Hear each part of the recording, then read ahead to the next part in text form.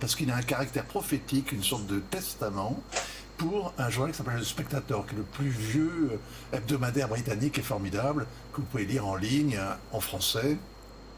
Et il raconte sa confrontation avec les étudiants anglais.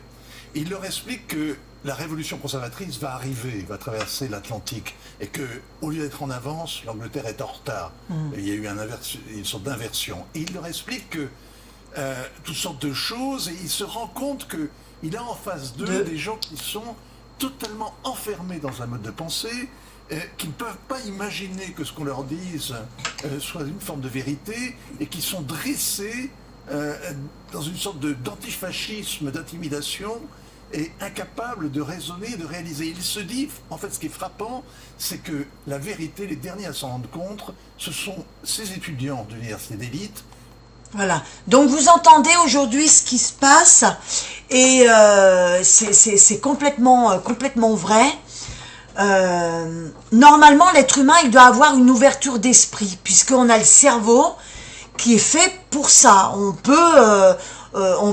On peut exprimer ce que l'on ressent, si on est d'accord, si on n'est pas d'accord. Et aujourd'hui, dans notre société, il y a un enfermement intellectuel. C'est dur à dire, c'est incompréhensible, mais ça se comprend parce que la gauche a été au pouvoir pendant des années, et les enfants de la gauche aujourd'hui ont été ce que j'appelle formatés et conditionnés. Voilà, donc c'est vrai qu'il est très difficile de discuter avec quelqu'un qui est de gauche. Moi je m'en rends compte tous les jours, mais j'y vais avec des stratégies parce que c'est mon métier, je suis coach. Mais il est vrai que la gauche a complètement détruit le mécanisme intellectuel de ces jeunes. Voilà.